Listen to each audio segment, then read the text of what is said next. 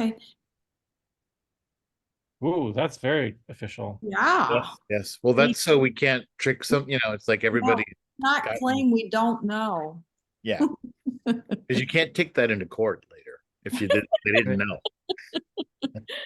Is this the Okay, kind of got call it. where people can jump in as Yes, we? other people could join, I'll see them here and I'll let them in. Okay. Um, so I don't know. And Erica, you haven't said anything. Are you there? Yeah, I'm here. I'm just driving, so I'm gonna mainly Okay. listen if that's okay. Okay, I just wanted to make sure that you were hearing everything okay. Yeah, for sure. Okay, cool. Um, well, just sort of to get the formalities, I'm Keith Waits. I'm the operations director at Louisville Visual Art. Our interim director at the bottom of my screen, anyway, is Grant Johnson with the hat, and then Claire Hirn, whose gift and leadership has been responsible for what CPI is, Curate, Purchase, and Inspire. This is the third round for submissions.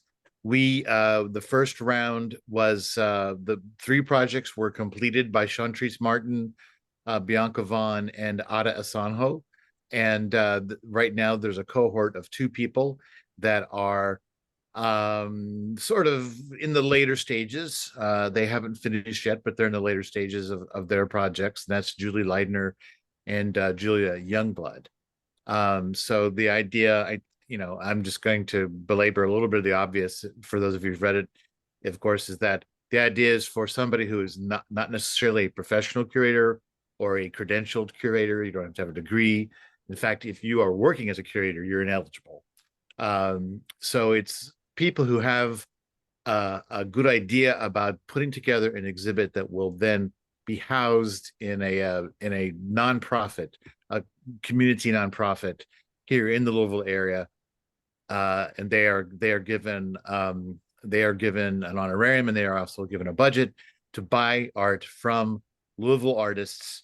They do have to be Louisville artists, or they can be residents of counties that are directly adjacent to Jefferson County. So that's the nature of this, and somebody is joining now. Uh, who are you that's joining? I see it says Picasso. Hello? Picasso? Are you there? You're on mute, Picasso, if you can hear us.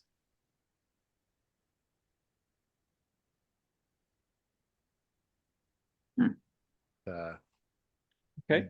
Well, Picasso, please, when you're ready, introduce yourself to us. We would love to know more about you and answer any questions that you might have. Okay. Well, I'm gonna just do a little note in the chat here saying, Yeah. Can you get hacked? Do Zoom? You if can. I known mean, to happen, I wouldn't think this is that desirable. Hi. Sorry, hi. I'm about to hop in my car. I'm outside. My name. Well, that's okay. We just want to make sure you could hear us.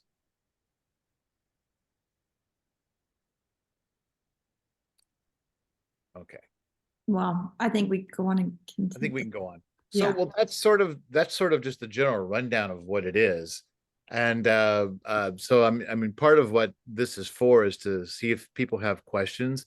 We have recognized since the beginning of this that this is sort of this is unusual. It's not a typical call to artists, which most artists understand. You come across those quite a lot. It's kind of a different animal. And I think we find that the strongest applicants, the ones who've been selected, are people that have a very strong relationship with a nonprofit already, so that there's a real feeling about what they're trying to do there. So I don't know are there any questions, or would Grant or Claire like to say anything other than what I've said? Maybe that's the start. No, Claire? I think as we have any questions, we can round out. Yeah. I'm always curious to hear what the perception of the program is out there, because we want to clarify, as much as we can. And it's helpful sometimes to hear what other people other people's interpretations is.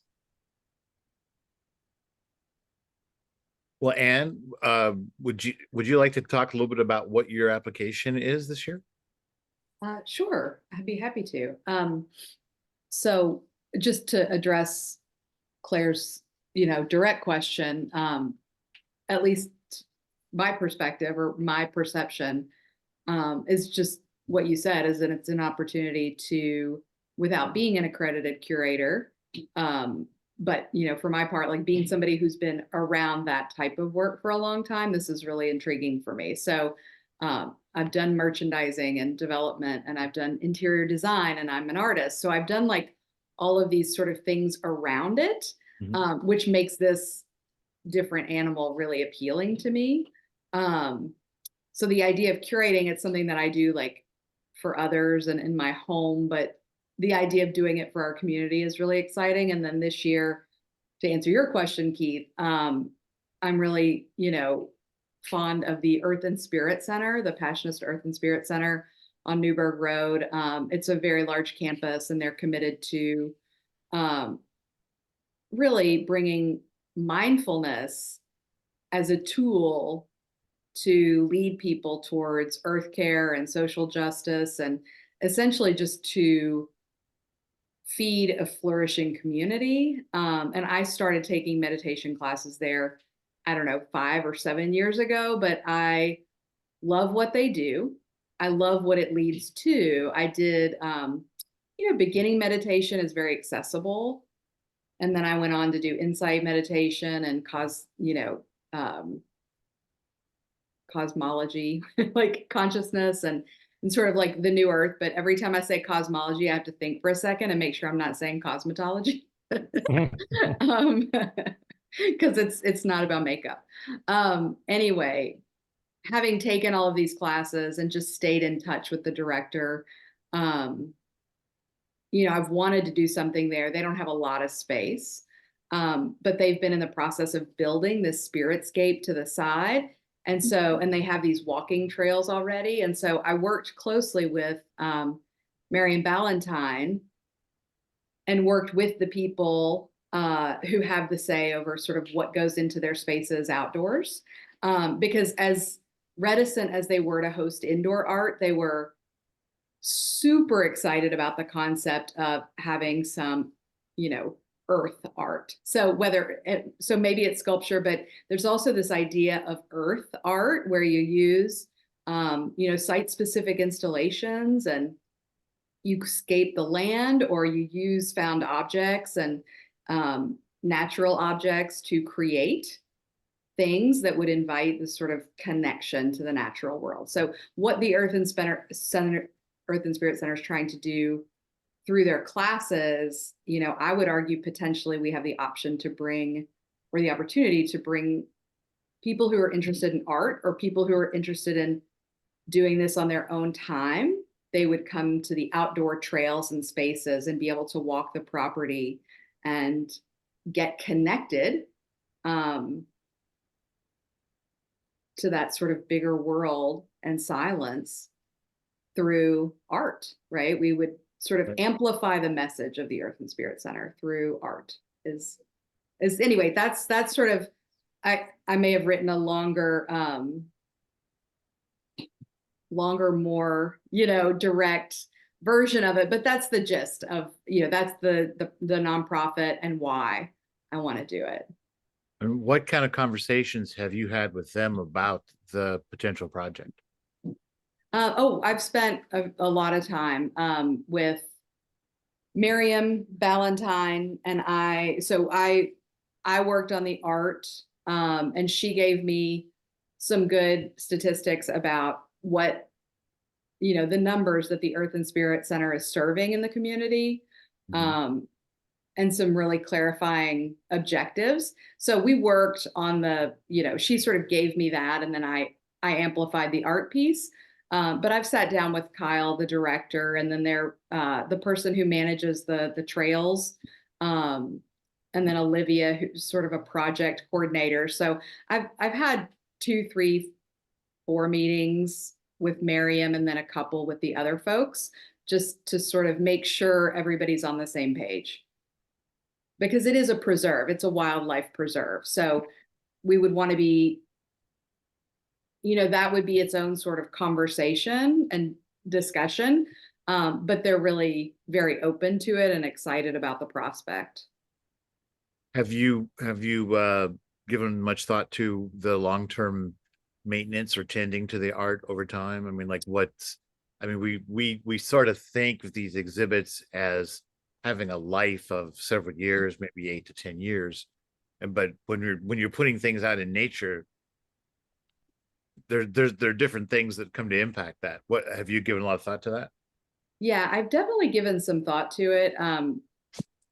There was, the long and the short of it is I don't have the answer to exactly, but I feel like in the same way that you're curating a show to figure out how things play off of each other, I would also be doing probably some pretty deep diving to figure out what types of things are gonna, I'm gonna lean into artists who already work outdoors potentially, right? Some of those people are already gonna know how their stuff is holding up over 5 and 10 and 20 years, hopefully. And then beyond that, I'll just rely on sort of my ability to get clear about what materials are being used. And then part of me had even thought, do we reserve some of the budget for a yearly maintenance, or do I make a proposal to the Earth and Spirit Center and say, hey, if we get this grant, is there a way to, whether it's a line item in your budget or whether it's a special fundraising for the arts through your organization, is there a way that we can get a maintenance budget? And then the flip side of that is, I hope that we create things and we put things in nature. And of course, because she's right in front of me, I'm thinking of Claire, like the canvases that she put outdoors to let the earth do its thing. Like that is very much part of the message, right? The sort of the way that nature impacts whatever we put out there is going to be part of the story. So Well, go ahead, Keith, Greg. can you refresh me? Is the 18th our deadline? March 18th, which is a Monday, is our deadline. So this is a really evocative kind of conversation, and I have a couple of thoughts that may already be in your proposal, but we also did say, if you wanted to try to like revisit that a little bit, based on this conversation, we're going to make a space for that. I do have a couple of thoughts. I think that I'm hearing you talk about wanting to engage with the natural environment and that being part of what's happening at the center. But I also heard you talk about wanting to have work that supports the practice of meditation. And it seems to me that they could absolutely overlap. I could imagine a piece that is, an earthwork kind of an artwork that also is in some way designed to whatever it is, focus attention in a way that is very much resonant with the practice of meditation. Mm-hmm. At the same time, I could imagine an earthwork type of sculpture that isn't necessarily specifically about meditation, right? Right. And likewise, I could imagine, let's say a large scale sculpture. I'm thinking about something like the Grace Hopper sculpture down at the waterfront in Louisville. For me, that's a very meditative sculpture, right? Mm-hmm. But it's also in no way an earthwork. It's just a sculpture that has been planted on the ground there. Right. And I could easily imagine how on these trails, you might have work like that was created by an artist who is very intentionally all about, meditative practice and making artworks that, are visual and three-dimensional presence that are all about, supporting or enhancing meditative practice, right? Right. So it seems to me that having some possibly, referencing in your proposal some artists, not necessarily people that you would work with, but people who either are, and maybe you've done this, okay, but like people who are making work that is specifically about supporting meditative practice. It's an artwork. It's meant to be understood and appreciated as a piece of visual fine art, but it also connects to some form of meditative practice. that artists like examples of 1 or 2 examples of work like that, Mhm. even if it's just a web link to, where those kinds of things might be seen online, might help the committee, better understand what your curatorial focus might be. Okay. So I don't know if that's a helpful, or I hope that's a clear suggestion. Yeah, And then, absolutely. I really appreciate you pointing to this idea about, work that's outside, there's essentially 3 ways it can go. You either provide for the maintenance of it, and those costs and the frequency of maintenance are essentially totally case by case, right? So Mhm. you either provide for the maintenance of it, or you don't, and you just allow it to fall into decrepitude, and that's bad. Or the third option, it would seem to me, with some of the kinds of things that you're talking about, there's a third option here, which is that it's conceivable to me that an artist might, intentionally design and create an earthwork type of artwork where there is no maintenance. It has a lifespan. It exists for how long it exists, and maybe even part of the way that it connects to the meditative practice is that it is just, over time, it is absorbed back into its surroundings, and in some period of time it'll be gone. But that is actually, like, that is built into the purpose of the work, right? So those are essentially the 3 that I can think of, approaches to maintenance, or the lifespan of these kinds of works.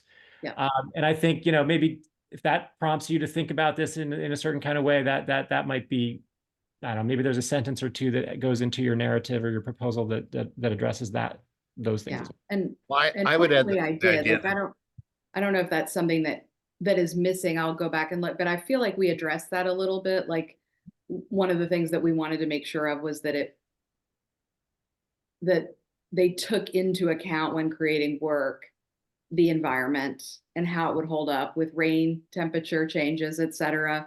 And so I think you're exactly right. Like, to my mind, decrepitude is not to be, that's not the goal, unless that is the goal. Like, unless that's really and truly the artistic statement that we're trying to make. So, my preference would be that there's a point to it, regardless, that there's a point, to whether you maintain it or it intentionally dissolves. Well, and I think that some earthworks could be where the maintenance is just a part of the maintenance. Like, we Right. had behind the water tower for many years an earth sculpture called Phaedra, and the only maintenance was to mow the lawn. It was just a shape covered with grass. So that's just becomes a part of the routine.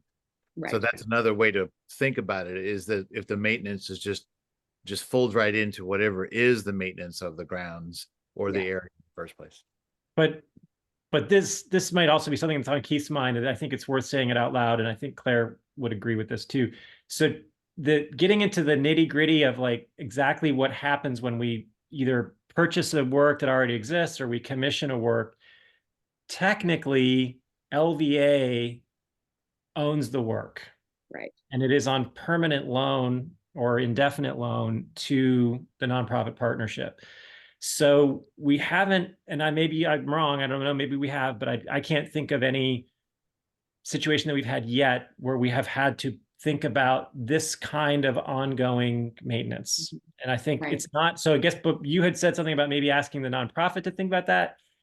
I think we have to think about that. Like, I think if there is going to be a provision, either some sort of, I don't know what it is, an escrow account or something that is, to provide periodic whatever it is, repainting or whatever needs to happen, that would probably need to be administered by LVA and not by the center.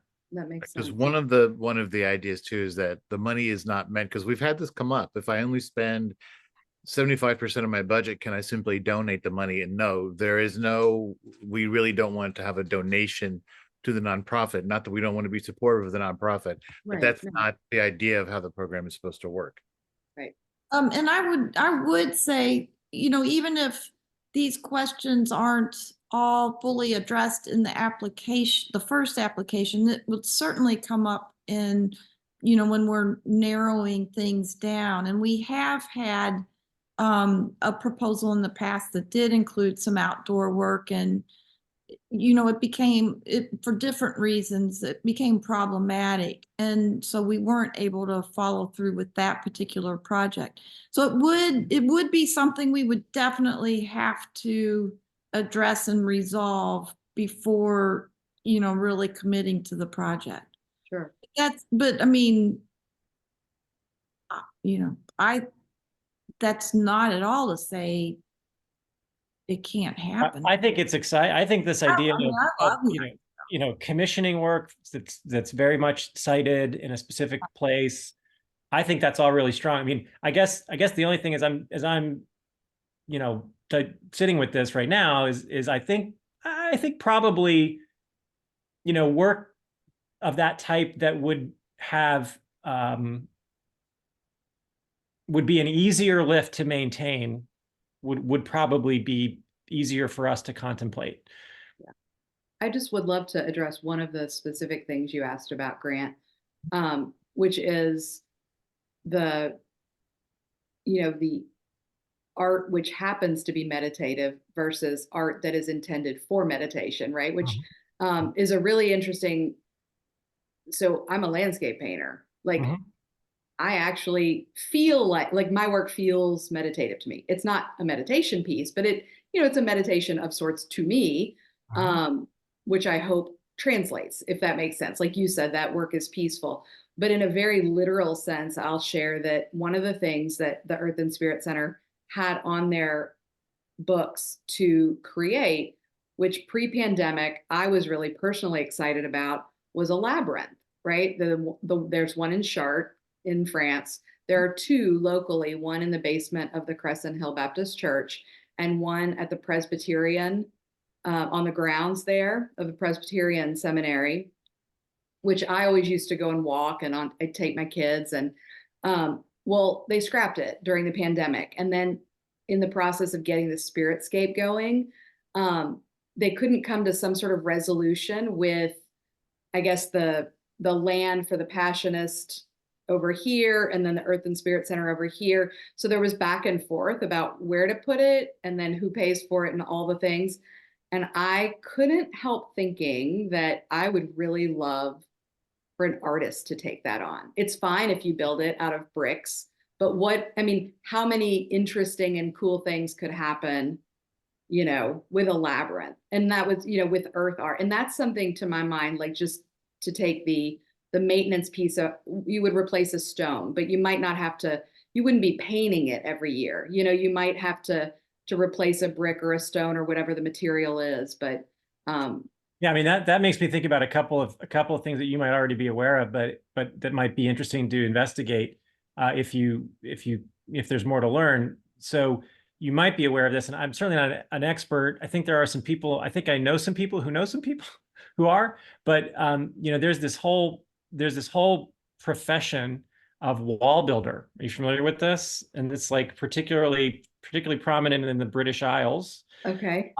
And it's these people who, it's like a generational trade, and there's people who just learn how to be able to pick up stones in a field and build walls that are amazingly durable. And they just, through repetition upon repetition upon repetition, they learn how to size up the stones and fit them together like super tightly, no mortar, nothing. They're just piles of stones, and they use them to delineate, fields for livestock and stuff like that. And so it's a really cool thing to look into. And I'm pretty sure that Andy Goldsworthy worked with some wall builders to make a number of projects in different places, including, I'm pretty sure they did an installation in Kentuck Knob, which is a strange kind of word. Kentuck does suggest that our state is an adjective, but there's a place called Kentuck Knob in Pennsylvania. It's not that far from Fallingwater in southwestern Pennsylvania. Okay. And Kentuck Knob is actually also designed by Frank Lloyd Wright, and it has a larger grounds that are a little more walkable than the Fallingwater, property. And on that property, I'm pretty sure I think there might be a labyrinth there, but I'm pretty sure that there's there's a meandering wall, or there's some different kinds of structures that were built there. And I don't know he actually had his hands on it or not. I'm pretty sure he hired some of these like these wall builder people, Okay. stone wall builders. Which yeah, and I mean those would be like, I don't know if it was done right. I don't know. It might not need that much maintenance, but the maintenance would not be like, yeah, it wouldn't be painting. It wouldn't be that kind of thing. It would just sort of Right. be, maybe going and touching it up every once in a while. Right. So Yeah, that's a really interesting I mean, idea.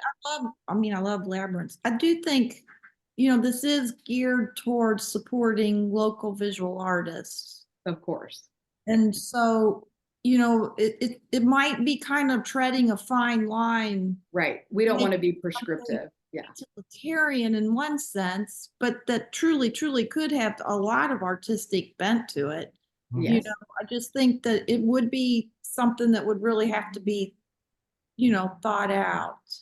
For sure. And I do think it's important to not lose that, initial impetus for the program of, support, putting real dollars in local artists' hands.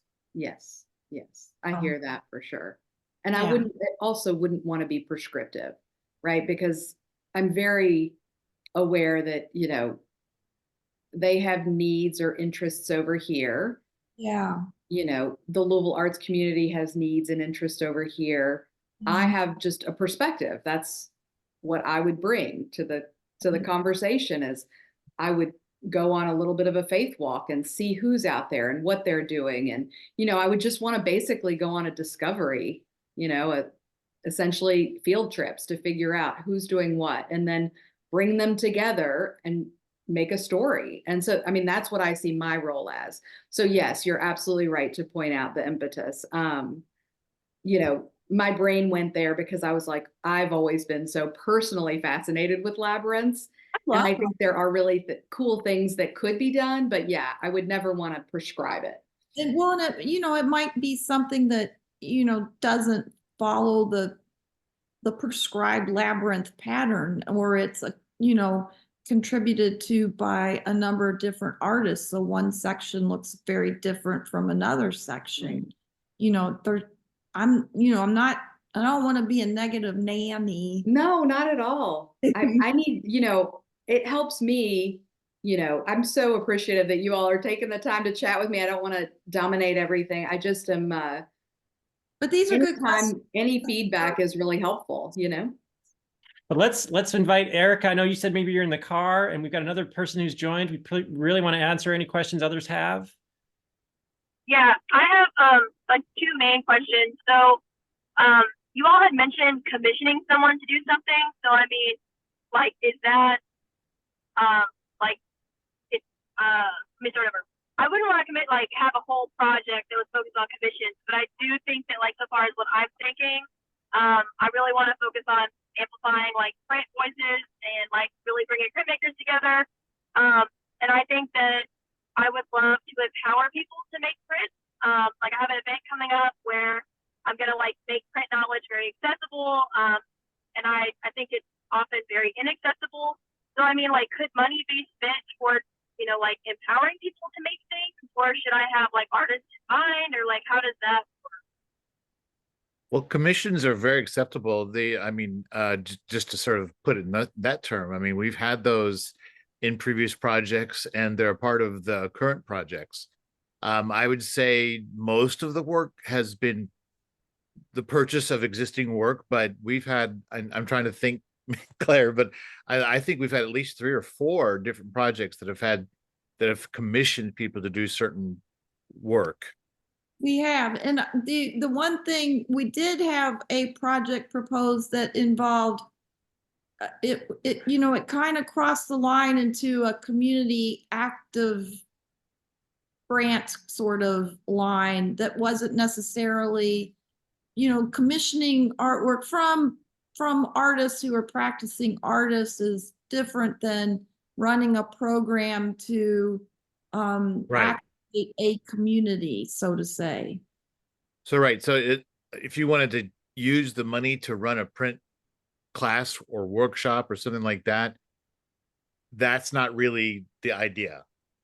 If you want it, but you could commission people, you could commission printmakers And I mean, it would be tricky, but again, it's if you wanted to have some sort of educational element, I mean, we don't want to say no to that, but again, the Well, like the emphasis what being on. example? Oh, I'm sorry. Go ahead. No, you go ahead. One example would be like if I have someone who does painting, and I like one of the places I'm considering partnering with is the South Central Regional Library.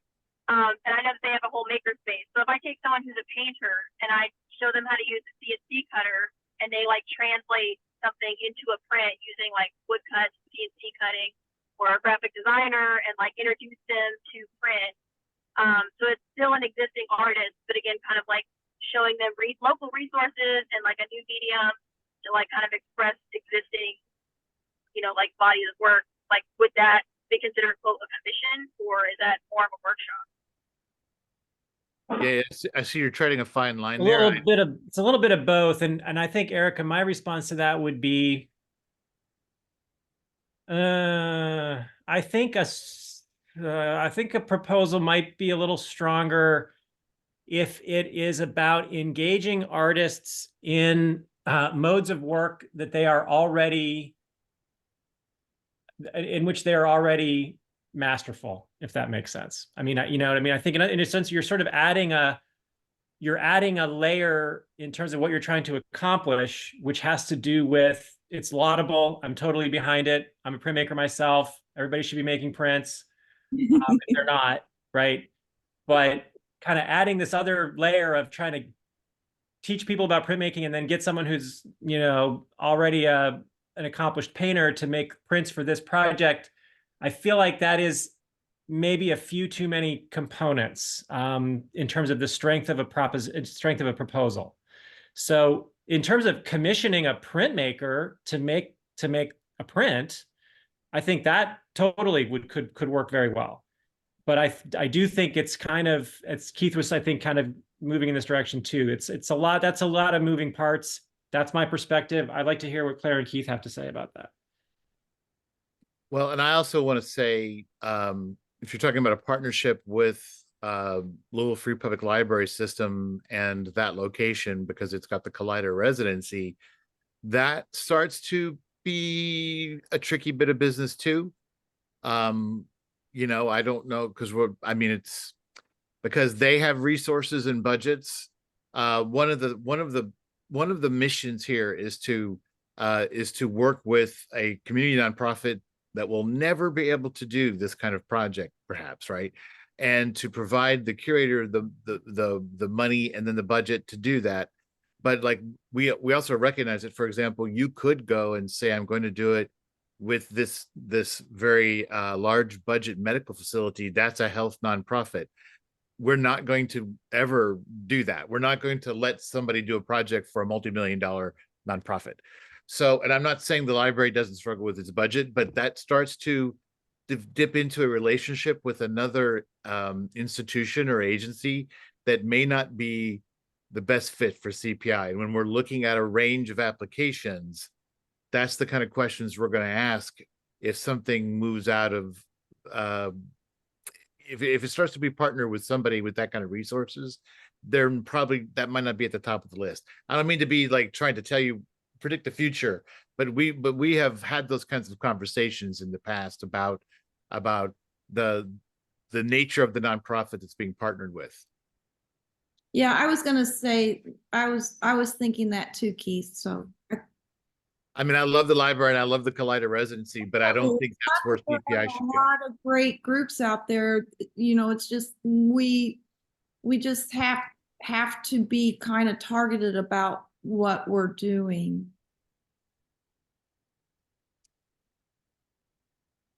Okay. Those are like my main questions was, just when you all were talking about commissions, I was like wondering about, the lines there. And then the other question I had was, like how much of it is me going out into Louisville and finding people, or, cause I thought I said we're working quote with LVA. So is LVA going to help connect us to people, or like, what is the like practical aspect of finding artists?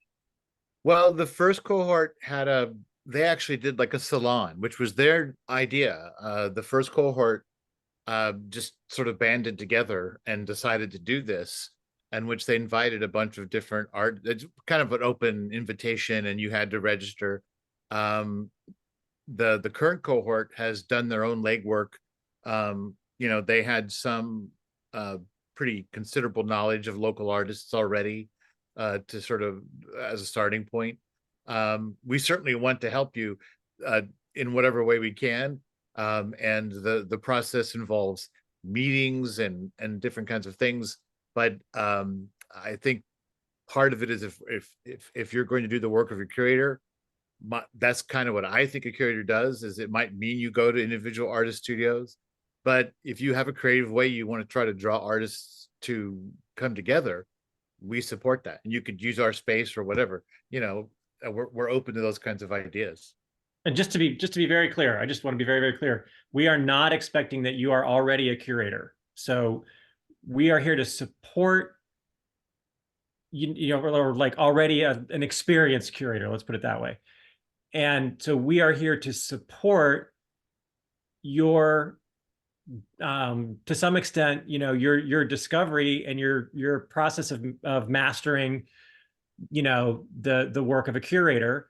And I just want to make sure that's clear. Like we're not expecting that you already have a long list of artists in town that or whatever. And I think what Keith is saying is that this will only be the third cohort, and when the cohort convenes, one of the first things that will happen is that we'll try to get a sense of what the cohort needs by way of support. And if what the cohort needs by way of support is, we need to think together about how we, how the people in the cohort, the fellows in the cohort would, generate a list of artists to go look at or visit studios. We can work on that. There's lots of ways that LVA can support you as a CPI fellow, finding out about artists in town that you might want to go talk to. Like we can do that if that's something that needs to happen. But I guess it's not like there's a set, sequence of things that we do, right? We're going to do what matches the needs of the cohort. Is that fair to say, Keith and Claire? Yeah, Yes. I think that's right. And I'll say, I haven't said it yet, but Claire and Grant, this is a very familiar refrain for us, is that CPI is a new idea, and we've been learning as much as the people doing it about doing it. We've been learning as much about administering it as I think the people in the cohorts have been learning about their own projects. And so we're only now sort of really putting protocols in place and understanding. Grant on this second cohort has really done a lot to sort of codify a process. But as soon as I say that, I want to say, just like Grant said, it may change a lot depending on who's sitting at the table. I'm going to make a slight tweak. I think we're codifying best practices, not necessarily a process, right? Process sounds too. We know there are some things that we always need to keep in front of us as good practices, but we fit them into essentially a tailor-made process with each round. Yeah, I think that's a good summation. Yeah. Does that help, Erica? Yeah, I think that was most of my questions. Like, I have a few ideas, and I think like listening to you all talk about the different projects and like answering questions has helped a lot. Because I think my initial approach was like trying to find people to kind of like lift up. And I obviously think that's the mission, but I think at least in planning my event, I'm noticing that there's like a very archetypal printmaker in Louisville, and I kind of was looking at it initially as a way of bringing more people in and kind of, like making print more accessible. But like I said, kind of hearing how you all are responding, I'm kind of reframing how I would think about it. And I have like some other ideas, but yeah, I think that kind of answered all my questions. So I'm sort of hesitant, but I just can't not say this again as a person with a printmaking background, Erica. One thing you might think about, and just truly think about it or not, depending on whether it's interesting to you, but I think if you do have a proposal that focuses on print, one of the advantages there is that prints are generally, they're less expensive than unique artworks. And I realize some prints are unique artworks. So I understand the full scope of what prints can be. But again, generally, just because of their materials and the way that they're made, they tend to be less expensive than paintings or sculptures. And so, think about what might that possibly open up, as potential in your proposal.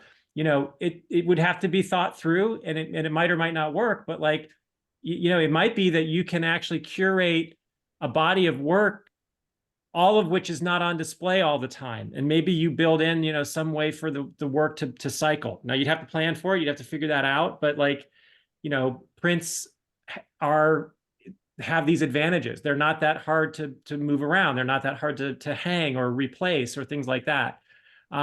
So again, maybe not, I don't know. But I mean, it just seems to me that like, if you're focusing on prints, there's some characteristics of prints that, might, again, open up some possibilities that wouldn't be there with some other focus on other kinds of media. And I will say, I mean, the idea of asking a painter to make a print, I do think, there might be some ways that you do pursue that. It's just,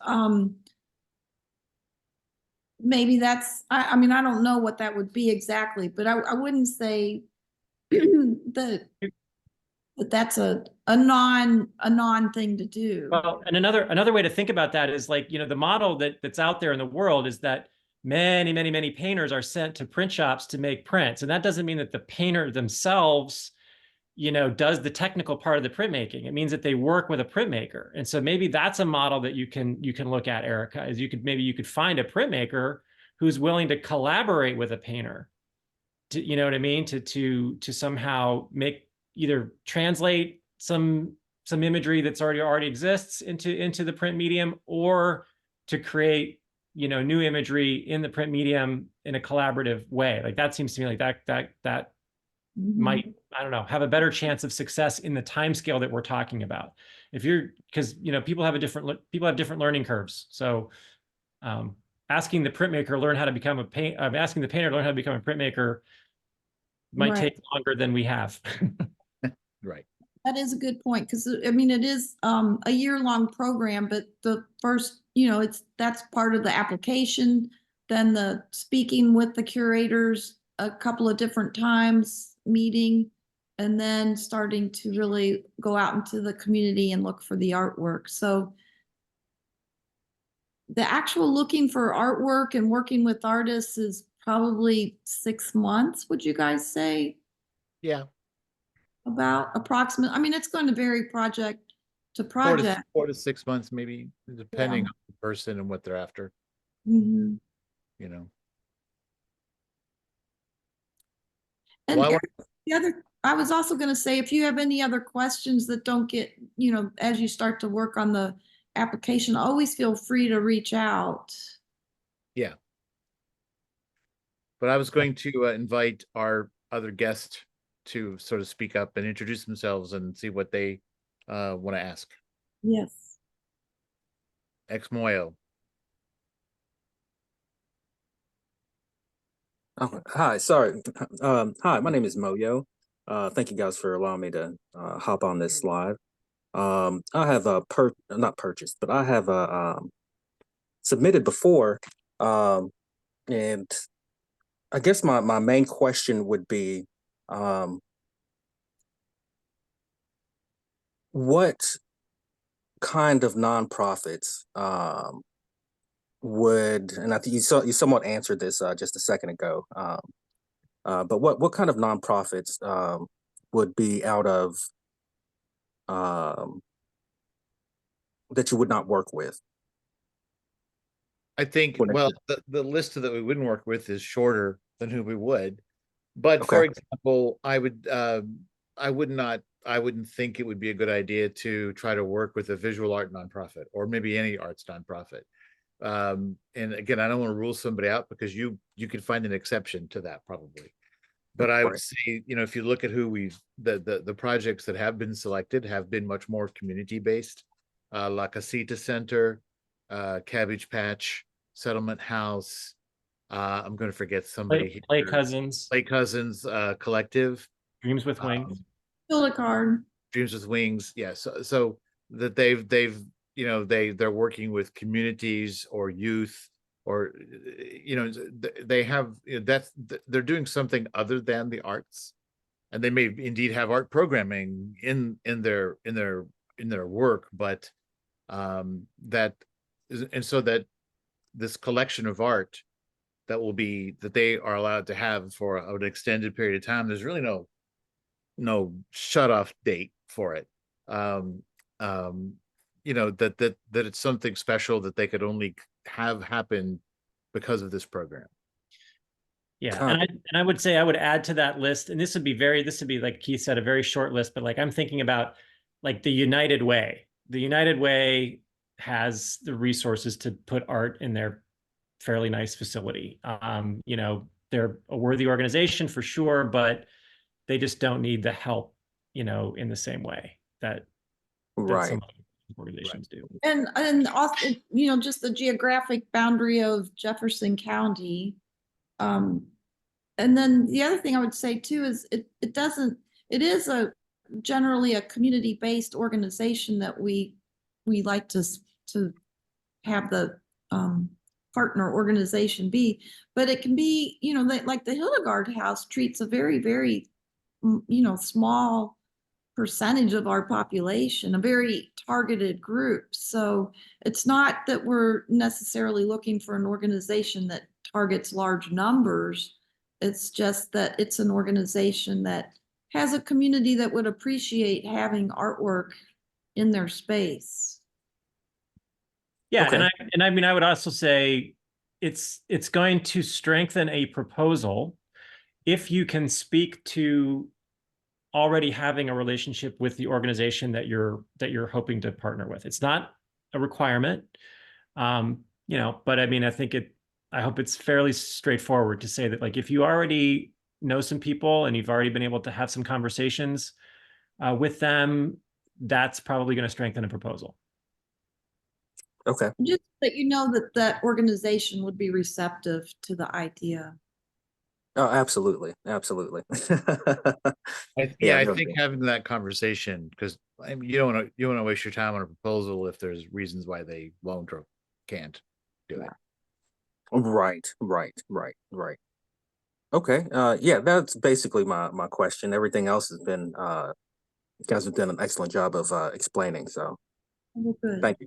Well, we hope you will be applying, all of you. And as Claire said, you know, if something comes up that we didn't touch on today, don't hesitate to send out an email. March 18th is enough time, hopefully, to polish a good proposal. But yeah, something might come up, and just let us know. Yeah, we really appreciate your all's interest very much. Right. I'll just tell you my email is Keith, KEITH, at LouisvilleVisualArt.org. I can type And that in. I'm going to just ask people, let's just use that one. If I need to weigh in on an answer to a question, I'll get it through Keith. But we'll just have one. We'll have a narrow funnel for those questions. We'll go to Keith's email. Yeah. I share everything with my coworkers. Did you put that in the chat, Keith? I'm doing that right now. Okay, because this session, you also, if you're maybe, I don't know, if you're talking with other people who might be interested in the program, or you're trying to encourage somebody else to apply, we will make this recording available on our website, right, Keith?